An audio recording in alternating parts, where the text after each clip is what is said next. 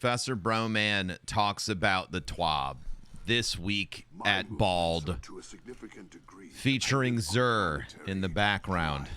This week at Bungie, we are riding high on the European eruption love, giving thanks to 6-foot-tall jelly beans, and getting our gear ready for Master King's Fall raid. Yikes. Another great week, another excuse to drop some truly not great TM jokes. Oh, and some info. We've got that too. While not every TWAB will have a ton of new info, this one will have some key dates, a closer look at another Destiny 2 crossover, and important updates on known issues. But before we dive into that, let's look at our product security team. Ready? Let's go. Multiple facets of online games security. Before we jump in, we want to take a moment to share the more insight on the recent activity around banned accounts. We've got the Bungie product security team here to talk about what's on the horizon regarding account protection and maintaining a solid foundation of integrity for our play. How strange to return. I agree, sir. Bungie product security. Our mission is to protect players from cheating and enable players to experience the game as talented designers intended. We want to prevent cheaters from being able to ruin the experience for legitimate players, whether that be directly in competitive PvP activities or indirectly via boosting or making new burner accounts and bringing them into endgame content like trials.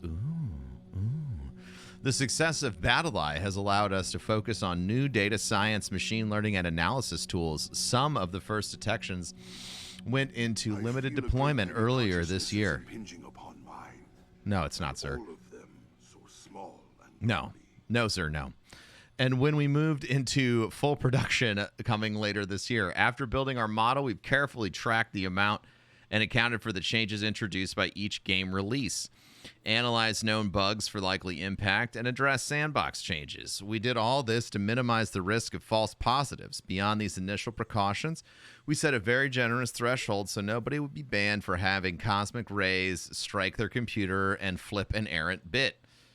After all of that, okay, so first of all, that is a reference to somebody who got like a Super Mario World skip that was possible because a cosmic ray flipped a bit inside their game cartridge at the exact perfect time, and it let them get like a new PB or world record or something like that. It's a very fucking good reference.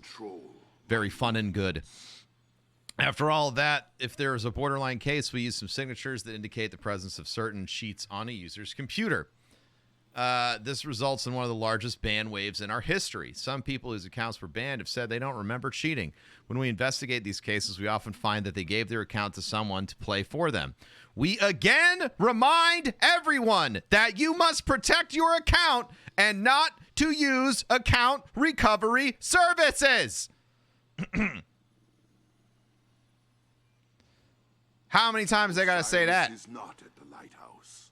The 9 saying that your fingers were not on the keyboard when cheating will not be considered during an appeal. Ha ha ha. Don't buy carries.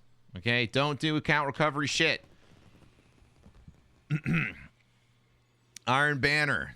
Post-eruption look. Like many of you, I spent a lot of time, probably more than wise, going head-to-head with fellow Guardians in newly added eruption mode that took over Iron Banner this season. For a quick week wrap up, we've got the Rituals team back once more to dive into the reactions for Eruption and some inside info for a change that went live midweek regarding skill-based matchmaking. One more note before we dive in. Skill-based matchmaking midweek changes did not apply to Iron Banner, only Control. Rituals, the celebration of PV. I do have to choose. I choose me. Sir, thank you. Rituals, one of our main goals is to, with the changes to Iron Banner, was to lower the barrier of entry and widen the funnel of players to participate. Historically and expectantly, we usually see more engagement on the first day. We are seeing more engagement on the first day, followed by a drop-off until the weekend comes. With Eruption, we're seeing consistent numbers across all days, even with an increase on the weekend. These numbers of hours played per player on each subsequent day of the week continues to increase. We'd like to interpret this as generally favorable regarding the game mode as well as the Iron Banner ritual. We're glad to see it's resonating with a large number of large demographic of players. We're hoping that we're right on track accomplishing our goals. Scoring issue. That said, we're aware of a bug where showdown points were being awarded for each damaged participant. Shutdown points. I see. This is not intended, causing larger swings in team scores than intended. I experienced some of those. We are actively investigating the issue and are looking for a fix for the second week. Control, matchmaking, and quitter penalties. Matchmaking time and skill. Ooh, man, this is a long one. Buckle up, chat. You got yourself a cola. You got yourself a beverage. On average, matchmaking times for control have increased from 10 to 15 seconds. We're glad to have not increased matchmaking times for the majority of players, but for players on either extreme skill curve, their matching times have either doubled or more than doubled. Damn. High and low skill players naturally have fewer opponents at their level. As such, we adjusted our configuration so that matchmaking expands to a wider range of skills sooner, hereby finding a match sooner for those players. We don't expect this to affect the control experience for most people in the middle of the pack, and we hope it broadens the pool of guardians for our high and low skill players to match with. Latency. While we were expecting the above change to reduce times, we were also comfortable with tuning the knobs to prioritize latency a bit more. We realized our initial numbers allowed higher latency connections earlier than necessary. We made the change to restrict latency for longer because expanding the allowable before expanding the allowable latency threshold.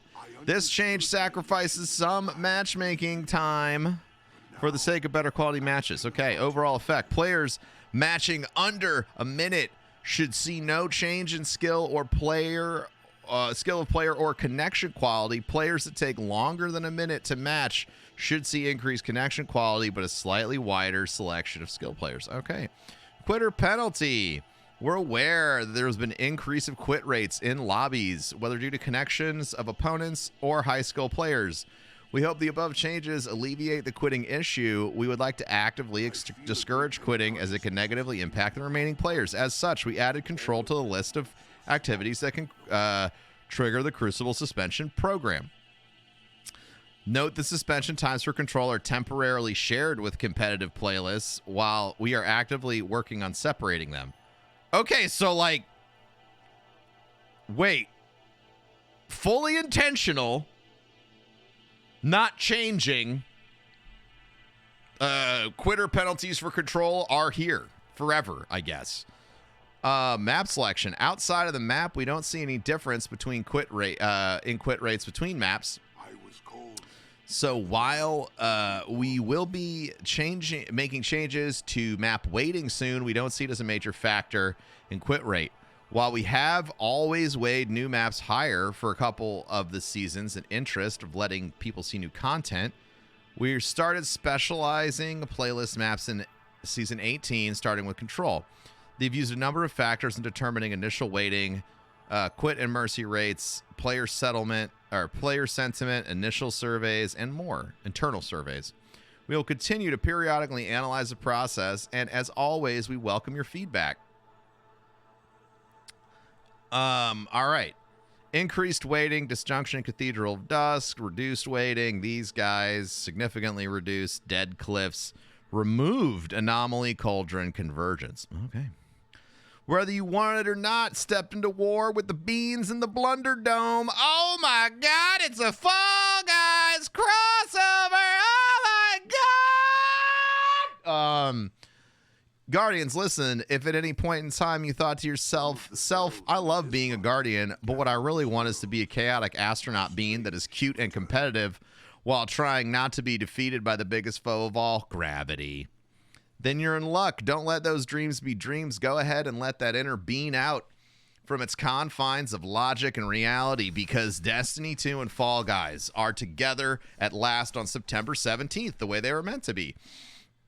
Last month, we were able to share interesting ways for breaking the fourth wall at Bungie, including how you can bean the very best bean you can be Whether you're making Titan Vanguard proud with this little cutie on the left, or making your way downtown walking fast to don the best bathrobe as a warlock while passing your hunter buddy doing their best with the new way of jumping, one thing's for sure, these beings have no right being determined, have no right being so determined to do their little waddle while being so clumsy. Anyway, Fall Guys X Destiny 2 is a match made in heaven. Just one of many ways that we're proving that the world of light and darkness doesn't always have to be focused on the darkness. Sometimes there are beings. Other times, pirates, talking worm guns, celestial horse taking center stage, or an interdimensional talk show. Really, Fall Guys isn't the weirdest thing we've done. Go ahead and peep some other cosmetic goods we will deliver. Warlock, Titan, and Hunter costumes, spicy ramen celebration, and a ghost shell wearable. We hope you enjoy your time in the Blunder Dome. Just remember to duck a lot and don't be afraid to be a little bit ruthless. It's coming down to the crown, and there's a chunky bean coming your way to take that top spot. Nobody will notice if you just shimmy them off the edge. I'm not saying to do that, but I'm not saying not to do that either. Anyway, good luck and have fun. Destiny 2 Body Slams into Fall Guys this weekend. Don't forget to tag us with your most epic takedown of those endearing yet unavoidable fails of being yeeted into the awaiting slime. We want to see them all. I'm sad. Well, I guess I will be streaming on the 17th, so maybe we'll get some time in on the 17th for this. You found yourself a master raid. Now what? Okay, we've been having fun slinging Oryx's sorry butt into the great unknown while you've all been busy enticing Golgoroth's gaze. Our epic raid team has been working hard up in the ante a bit. So any fire team up to Master King's Fall, you better be, because Oryx is about to go Super Saiyan on September 20th, 2022 for all Guardians. Even better, we're sweetening the pot with new challenges. Here's how it's going down, and here's what you need to know. Man, I'm scared. What could they possibly do to make, they're gonna make this so punishing? When? Yes, September 20th, 2022. Normal mode challenges. Rewards double for the encounter the challenge is active on. Master.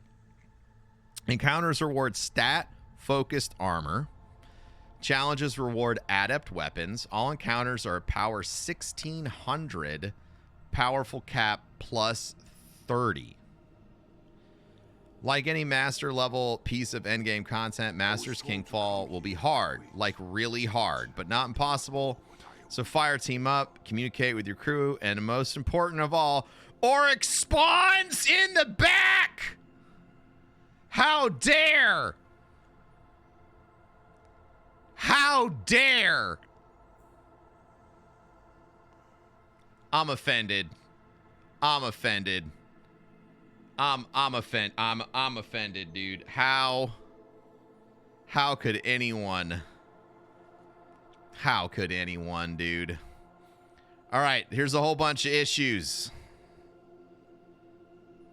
We got a hot fix that rolled out today. Next Tuesday, we'll have another hot fix. It's gonna be the hottest fix. Backstreet's back. We got some movies of the week here. All right. Nice. Some zany crossovers. We got I don't know why this didn't load for me. One more moment for your time for your friend. My name is Drew, player support and community moderation lead, but some of you may know me as Duardo. Duardo, probably. I tried. Earlier this year, we lost a well-respected lifetime member of our community, Seraphim Crypto. Almost 9 months in pain and 9 months into the pain of the loss remains for many of us who knew him. Trying to put into words the loss we felt's been a challenge, but even so, here's a link to the obituary I wrote in January about my friend. As time has gone on, I've dug into our moderation chat to find some of his favorite things he shared with us. Sarah's favorite Destiny class was the Exo Void of Dawn Titan. His favorite armor was from Scourge of the Past, Black Armory. Loved using bows. Favorite number was 37. Color purple and he loved toast. It's always fought for human rights. To honor his memory and be part of our game together, several of us at Bungie who are so incredibly awesome to make this happen, we're able to work with our designers to make a new community emblem, Seraphim's Gauntlets. The emblem represents his love for Destiny, Titan Gauntlets, and the number 37. While there are only 36 dots, one is left unlit in the center to represent the loss we feel for him. If you want to join in honoring our friend, here is the code. And if you're listening, it is XVX-DKJ-CVM. You know what that sound is, Guardians? Sound of another TWAB coming to a close. But seriously, on a more personal note, don't sleep on the Fall Guys crossover. The game has been a delight and one I return to regularly, even if I don't have any crowns, because of how much joy it brings to a group of friends. It's a fun time, and it's an excuse for Destiny 2 to exist in the same universe as other iconic characters like Gordon from Half-Life, Sonic the Hedgehog, Altair from Assassin's Creed, and a plethora of other mighty heroes. It just works, you know? Next week, we'll be diving into some more weapon theory, showing off new spiffy ornaments, and more. Until then, please, for the love of Saint 14 pigeons, drink your water, take care of you, and never forget to always try to put the kindest foot forward. See you next week. I should go.